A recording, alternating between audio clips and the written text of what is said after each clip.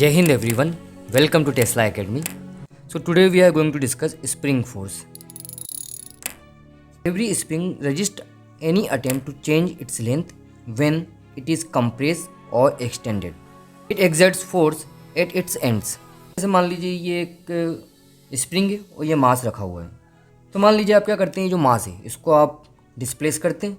तो अगर आप इसको डिस्प्लेस करेंगे तो क्या होगा, there is a resisting force inside the spring, और वो फोर्स कितना होगा, F is equal to minus K x.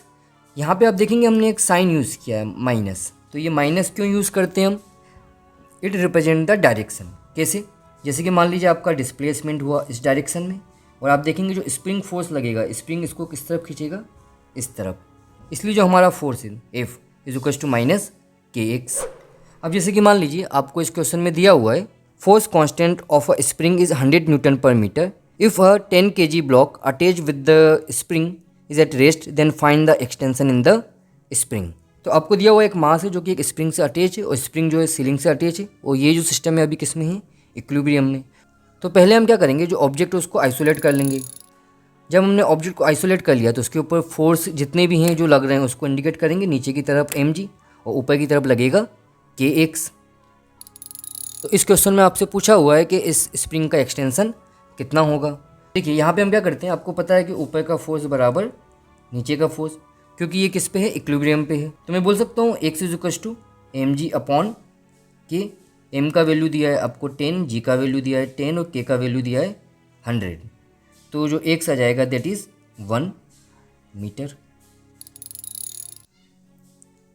ऐसे ही मान लीजिए आपको एक क्वेश्चन दिया हुआ है, इसमें आपको दिया हुआ है two block A and B of same mass m attach with a light spring as suspended by string as shown in figure. Find acceleration of block A and B just after the string is cut. देखिए अभी जो system है हमारा वो किस पे है, equilibrium पे। अब हम क्या करते हैं, जब इक्विलिब्रियम पे तो हम इसका FVD ड्रॉ कर लेते हैं। हमको ये दिया हुआ है कि जो दोनों ऑब्जेक्ट उनका मास कितना है, m। तो हम क्या करते हैं, जितने भी इसके ऊपर फोर्सेस लग रहे हैं उन सबको यहाँ पे लिख देते हैं। तो पहले हम लिखते हैं नीचे वाले ब्लॉक के ऊपर, तो इसके ऊपर नीचे की तरफ लग रहा है mg, ऊपर की तरफ लगेगा kx। यहाँ पे नीचे की तरफ लगेगा kx, साथ में एक और फोर्स लगेगा दैट इज़ mg, और यहाँ पे ऊपर की तरफ लगेगा टेंशन t। तो ये a और ये b। तो इक्विलिब्रियम में जो ब्लॉक b है उसके ऊपर फोर्स क्या लग रहा है, kx is equal to mg। ये लग रहा है आपका ब्लॉक बी के ऊपर, और जो ब्लॉक ए के ऊपर लग रहा है that is T is equal to mg plus kx that is equal to 2mg। अब क्या होता है, जब हम स्ट्रिंग को कट करेंगे तो जो ऊपर का टेंशन है वो गायब हो जाएगा, तो यहाँ पे जो टेंशन है वो नहीं रहेगा। अब टेंशन नहीं है तो आप देखेंगे जो ब्लॉक ए है इसके ऊपर नेट फोर्स कितना लग रहा है। देखिए क्या होता है ना, एक बात आप ध्यान रखिएगा कि जब भी हम स्ट्रिंग को कट करते हैं तो सडनली टेंशन गायब हो जाता है, लेकिन आपको पता है कि स्प्रिंग जो है उसमें जो एक्सटेंशन और कंप्रेशन होता है उसमें टाइम लगता है।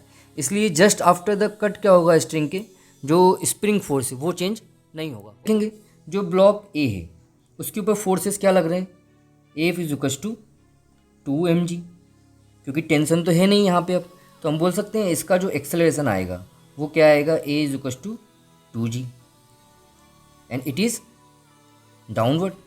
वही हम देखते हैं ब्लॉक बी को, तो ब्लॉक बी के ऊपर आप देखेंगे mg लग रहा है और kx लग रहा है। तो अभी भी आप इसके ऊपर देखेंगे नेट फोर्स कितना है, 0, इसलिए एक्सेलरेशन ऑफ बी कितना होगा, 0।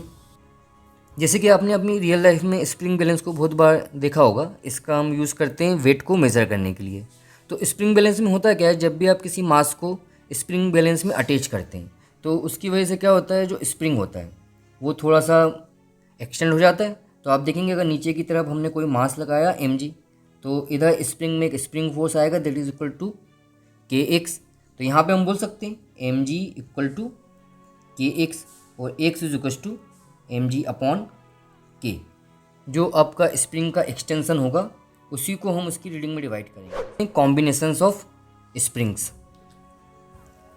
तो जो पहला कॉम्बिनेशन आता है हमारा सीरीज़ कॉम्बिनेशन। मान लीजिए ऐसे कुछ स्प्रिंग है जो आपस में सीरीज़ में कनेक्टेड है। जब भी हम कभी बोलते हैं कि कोई स्प्रिंग सीरीज़ में कनेक्टेड है, उसका सिंपली मतलब ये होता है कि उनमें जो फोर्स है वो क्या है, सब में इक्वल। अब हम चाहते हैं कि हम इन तीनों स्प्रिंग को रिप्लेस करके इसकी जगह एक इक्विवेलेंट स्प्रिंग लेके आ जाएं, जिसमें हम जब भी है ना फोर्स अप्लाई करें तो वो सेम एक्सटेंशन दे जितना कि हमको इन तीनों स्प्रिंग की वजह से मिल रहा है। तो वो जो नया वाला स्प्रिंग आएगा उसका स्प्रिंग कांस्टेंट क्या होना चाहिए वो हमको यहाँ से फिगर आउट करना होता है। तो हम क्या करते हैं, तीनों स्प्रिंग लेते हैं और तीनों स्प्रिंग के ऊपर फोर्स कितना होगा, सेम एफ, और वो फोर्स होगा वो किसके बराबर होगा, K1 X1 इस स्प्रिंग का एक्सटेंशन X1, K2 X2 इस स्प्रिंग का एक्सटेंशन X2, K3 X3 इस स्प्रिंग का एक्सटेंशन X3। अब हमको क्या करना है, इन तीनों स्प्रिंग को रिप्लेस करना है, तो हमने उसकी जगह लगा दिया एक इक्विवेलेंट स्प्रिंग। अब इसके ऊपर भी फोर्स सेम लगाया, इसका जो एक्सटेंशन होगा वो कितना होगा, X। तो यहाँ पे हमको जो इक्विवेलेंट स्प्रिंग चाहिए उसका एक्सटेंशन सेम होना चाहिए जो इन तीनों स्प्रिंग का मिला करके था। हम बोल सकते हैं यहाँ पे X is equal to X1 plus X2 plus X3, और यहाँ पे हम ये भी बोल सकते हैं X1 is equal to F upon K1, X2 is equal to F upon K2, X3 is equal to F upon K3 and X is equal to F upon K equivalent. तो हम क्या करते हैं, ये जो वैल्यूज़ है यहाँ पे पुट कर देंगे और यहाँ पे जो एफ है वो क्या हो जाएगा, कैंसिल आउट। तो मुझे फॉर्मूला मिल जाएगा 1/K equivalent is equal to 1/K1 plus 1/K2 plus 1/K3 and so on. It is for series combination of spring. आपको कभी पैरेलल कॉम्बिनेशन दिया हो स्प्रिंग का, तो जब हम स्प्रिंग को पैरेलली कनेक्ट करते हैं तो उस केस में क्या होता है, जो दोनों स्प्रिंग होते हैं उनका एक्सटेंशन सेम होता है। तो जैसे कि मान लीजिए ये आपको दिया हुआ है दो स्प्रिंग है और इसका हमको इक्विवेलेंट स्प्रिंग कांस्टेंट निकालना है। तो जो फर्स्ट स्प्रिंग है उसका स्प्रिंग कांस्टेंट हम ले लेते हैं K1, और जो सेकंड वाला स्प्रिंग है उसका स्प्रिंग कांस्टेंट ले लेते हैं K2। आपको पता है कि दोनों स्प्रिंग में एक्सटेंशन क्या होगा, सेम। तो F1 is equal to K1 into X and F2 is equal to K2 into X. हम चाहते हैं कि इन दोनों स्प्रिंग को हटा करके हम एक इक्विवेलेंट स्प्रिंग लगा दें, क्योंकि मान लीजिए यहाँ पे अगर आप F लगा रहे हैं तो ये F1 और ये F2। तो जब हम इसको दोनों को रिप्लेस करेंगे तो यहाँ पे जो स्प्रिंग आएगा वो कितना फोर्स एक्सर्ट करेगा, टोटल F। तो जो F होगा उसको हम बोल सकते हैं K equivalent into X. F is equal to F1 plus F2, तो F की जगह लिख दीजिए K equivalent into x, F1 की जगह लिख दीजिए K1x एंड F2 की जगह लिख दीजिए K2x। तो यहाँ से हमको पैरेलल कॉम्बिनेशन ऑफ स्प्रिंग्स के लिए फॉर्मूला मिल जाएगा, वो क्या आएगा, K equivalent is equal to K1 plus K2। तो मान लीजिए ये आपको स्प्रिंग दिया हुआ है और इसका जो स्प्रिंग स्टिफनेस कांस्टेंट है वो कितना दिया है आपको, K। और फिर आपसे बोला है कि जो स्प्रिंग है इसको हम एन पार्ट में ब्रेक कर देते हैं और उसके बाद में इस स्प्रिंग को हम पैरेलली कनेक्ट करते हैं। तो जो फाइनली जो आपका स्प्रिंग आएगा पैरेलल कॉम्बिनेशन के बाद में उसका इक्विवेलेंट स्प्रिंग कांस्टेंट कितना होगा। इसमें आपको ये बात ध्यान रखना है कि जो स्प्रिंग कांस्टेंट होता है that is inversely proportional to the length. मतलब क्या है इसका, कि जैसे जैसे आप स्प्रिंग की लेंथ कम करेंगे उसका स्प्रिंग कांस्टेंट बढ़ता जाएगा। जैसे कि मान लीजिए ये स्प्रिंग है, इसको आपने क्या किया, इस टोटल स्प्रिंग का जो स्प्रिंग कांस्टेंट है वो कितना है, K। और मान लीजिए आप इसको 4 इक्वल पार्ट में डिवाइड कर देते हैं तो जो हर स्प्रिंग आएगा उसका स्प्रिंग कांस्टेंट कितना होगा, 4K। अगर मान लीजिए इसी स्प्रिंग को हम n पार्ट्स में डिवाइड करते हैं तो हर स्प्रिंग कांस्टेंट का स्प्रिंग कांस्टेंट कितना आता, Nk। अब मान लीजिए इसको हमने पैरेलली कनेक्ट कर दिया इस तरीके से, हर स्प्रिंग का जो स्प्रिंग कांस्टेंट है वो कितना है, 4K 4K 4K and 4K। तो K इक्विवेलेंट क्या हो जाएगा आपका, K1 plus K2 plus K3 and so on. तो मैं बोल सकता हूँ 4K इंटू 4, क्योंकि चारों एक जैसे हैं तो बोल सकते हैं 16K। अब जैसे कि हमसे इस क्वेश्चन ने बोला था कि हमने कितने पार्ट्स किए हैं उसके, n। तो आपको पता है हर स्प्रिंग का स्प्रिंग कांस्टेंट कितना होता, Nk। और फिर जब आप उसको फाइनली ऐड करते हैं तो आपको n टाइम्स n के स्प्रिंग को ऐड करना पड़ता, तो वो कितना आ जाता फाइनली आपका n² K। Weighing machine, a weighing machine does not measure the weight but measure the force exerted by object on its upper surface. तो जैसे कि मान लीजिए पर्सन यहाँ पे वेइंग मशीन के ऊपर खड़ा हुआ है, तो आपको पता है ये जो पर्सन है नीचे की तरफ इसके ऊपर फोर्स लग रहा होगा mg, और जो वेइंग मशीन है इसके ऊपर एक फोर्स लगा रही होगी ऊपर की तरफ, that is the normal reaction.